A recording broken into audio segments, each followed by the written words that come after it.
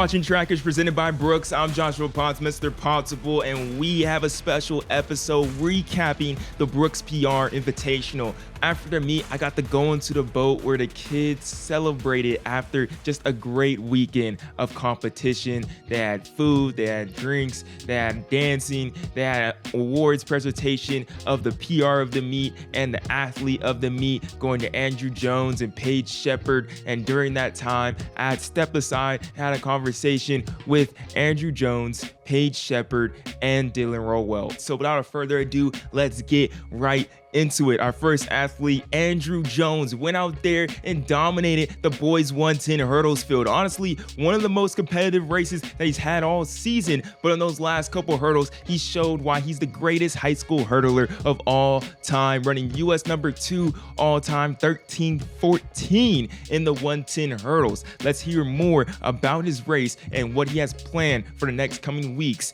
and his freshman year of college. Without further ado, Andrew Jones. Here with Andrew Jones. Congratulations, man. Winning Brooks PR, bettering your US number 2 all time, running 13-14.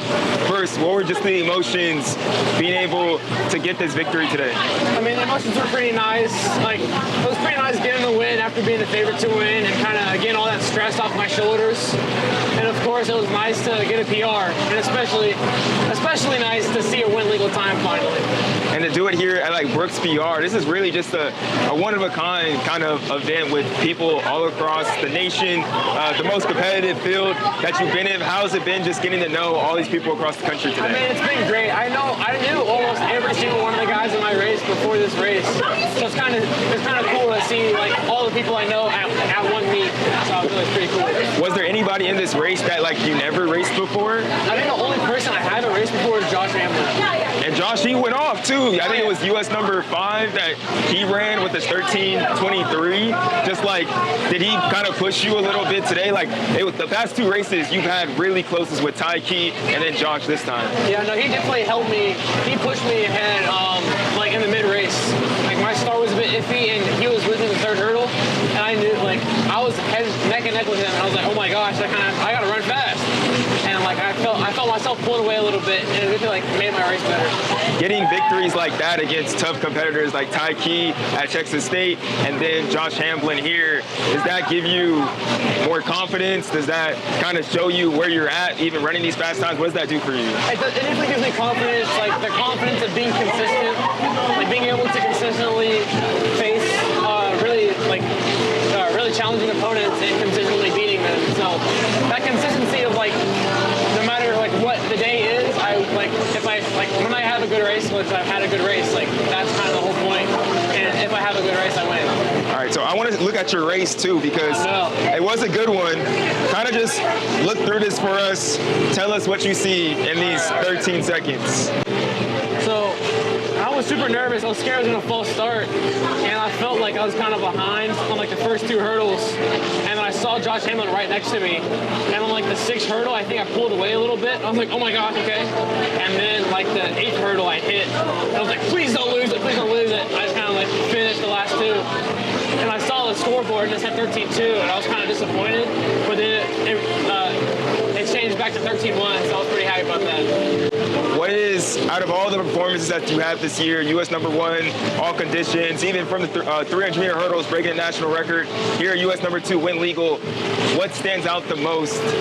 What performance do you think you remember the most so far? I think I'll probably remember the 12-9 the most, because that's the first time sub-13's ever been done. That's probably the most memorable one I've done. After doing this, what else do you think you can do? Is it still 12? That's the whole goal rest of the way? 12 is definitely the goal. We'll see how it goes at your 20s. The schedule's not too great. And the future goal is hopefully be a freshman going 13-2 college. There we go. Now, I do have some fun questions, too. Okay. With the 110 hurdles, just hurdles in general, if that was a food, what food would it be? The 110 hurdle, if it was a food.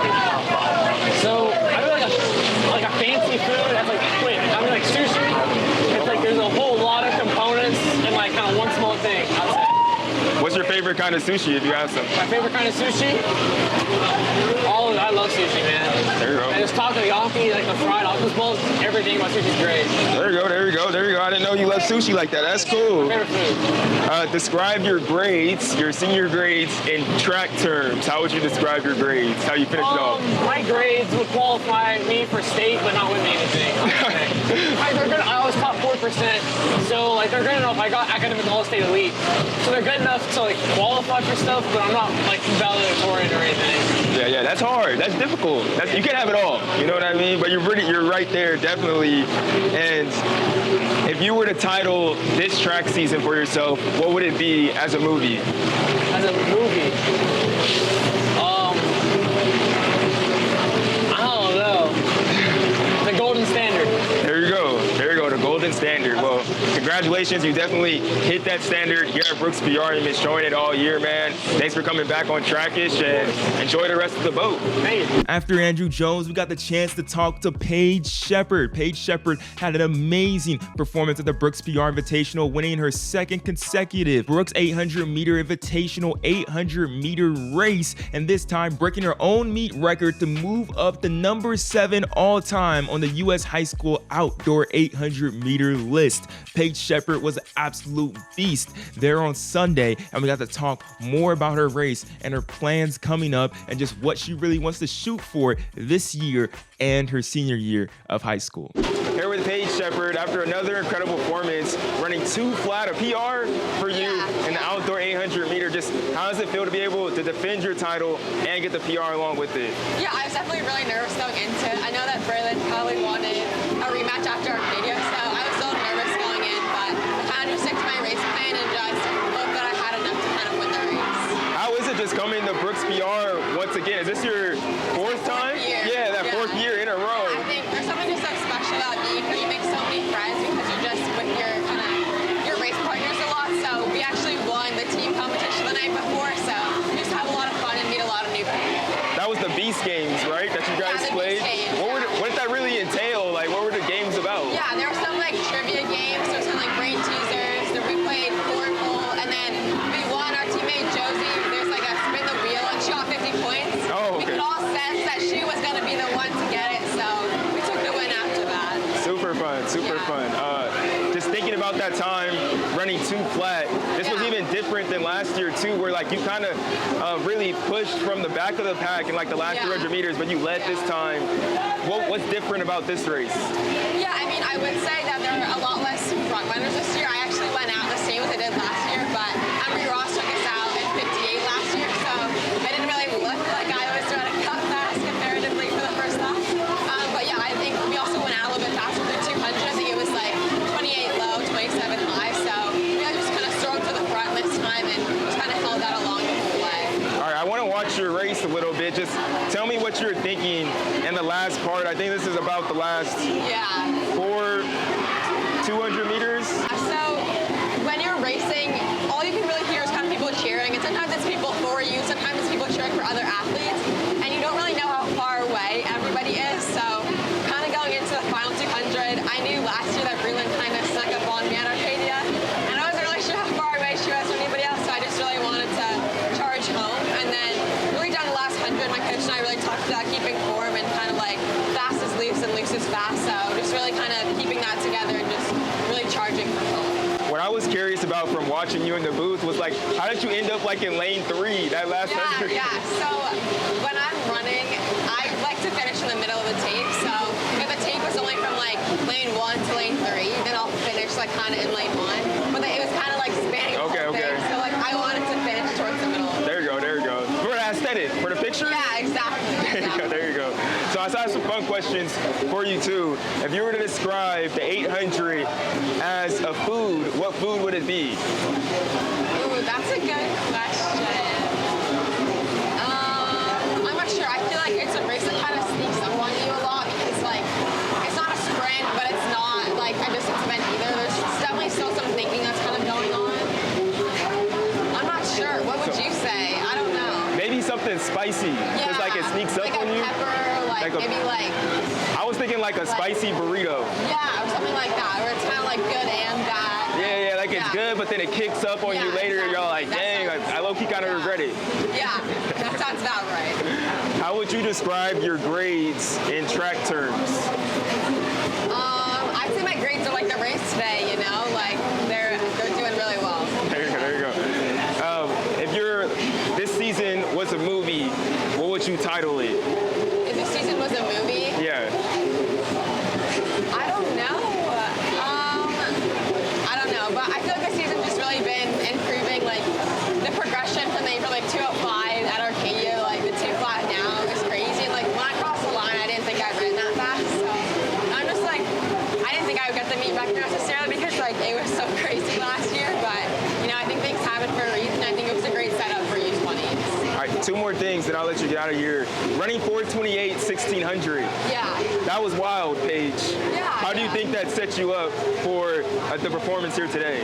Yeah, I think it kind of just gave me a lot of confidence that like the season's been going really well and the fitness is there. And it was really my only mile of the season. I did anchor our DMR at Penn, and like for a state meet I ran at 5. This was the only opportunity where I was really running something fast. And the fact that it was kind of like my only shot at it that I was able to go. So 4:30 was a really great feeling. And now running US number 7 all time. Yeah.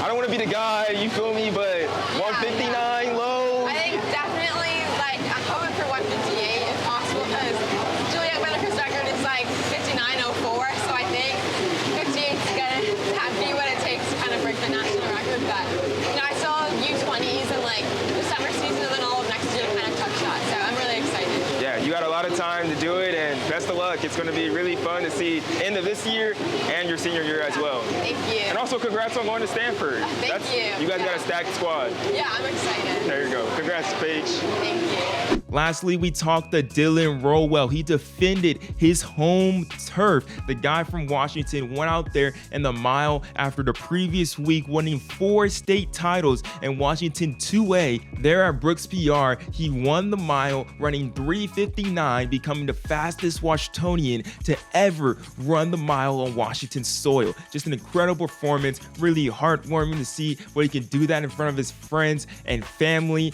And let's go right into it to see more about Dylan Rowell. Your incredible performance today, running 3:59, the first Washington high school athlete to break 4 minutes on Washington soil. When you hear that and that you did it here today at Brooks PR in your home state, how does that make you feel? What are the emotions? Yeah, I'm so hyped. I'm so grateful to come out to such an amazing event and going before. I mean, it's been a goal of mine for about a year, and I've been running intervals in practice and just couldn't quite get it done in races. And so to come out here and actually get it done, it's surreal. Kind of talk about like what it means for Washington athletes to be able to compete at Brooks PR. I got a chance to talk to Latham West yesterday, and like she felt really honored to be a part of this meet. What did it mean to you to be able to race at Brooks PR? Yeah, it just puts a chip on your shoulder when you're out here representing Washington. You got kids flying from all over the country, coming on Washington soil. You gotta hold it down for the locals. So it was cool to come out here as a Washington kid and represent that. And you definitely defended your turf as well with that. Let's watch this race and just see how everything went down. Yeah. What was going through your mind this last 300? Yeah, so I was feeling really, really good here with 300 to go. I saw Brian and I was like, this guy's a sub-4 miler, so I was on his shoulder feeling really good. Really didn't even go lactic until like the last 100, so I'm passing here and I'm just giving everything I got. I knew we were going to be close to 4 flat. I saw the lights on my peripheral vision, so I knew it was going to be close. Yeah, this last 100 hurt. You laid out after this. Yeah, I saw it was going to be like down to the very last millisecond, so. Yeah, right with the lights. Just, dive, give it everything. And I heard over the intercom they said I broke 4, and I was just like, so relieved. Yeah, that's awesome. I'm guessing your family was there. What did they say to you when you first came to them after that race? I had a bunch of family come down because I'm only 2 hours away. So, I mean, just having them there was a huge confidence booster, and they were all just so happy for me. I mean, they've seen the work I put in, and they support me throughout these last 4 years. So it was a super cool moment to have them there. What would you title this season of your high school career if it was a movie? Oh, that's a good question. I would honestly say Prefontaine, the movie Prefontaine. Okay. When it's got like the newspaper clips and stuff and that little like edit, it's just been super cool to just go through all these meets, all these opportunities, and just put my name out there further. Okay, if the mile was a food item, what food item would it be? It would be like, hot chili peppers or something.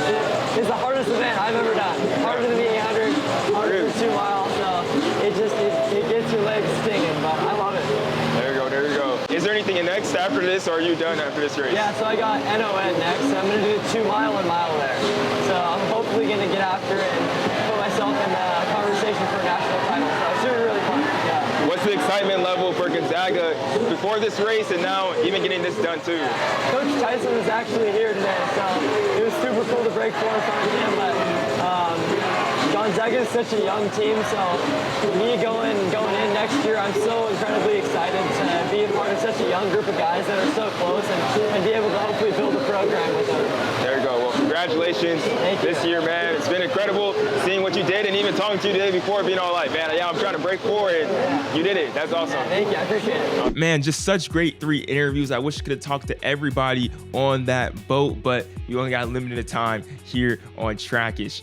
I hope you guys enjoyed that. The Brooks PR Invitational was amazing. Make sure you guys tune in to Flow Track, MileSplit, wherever, and see those videos, rewatch those races, because they were all just such good races to watch. So without further ado, I'm Joshua Potts, Mr. Pottsable. Thank you guys for watching Trackish presented by Brooks, and we'll see you next time.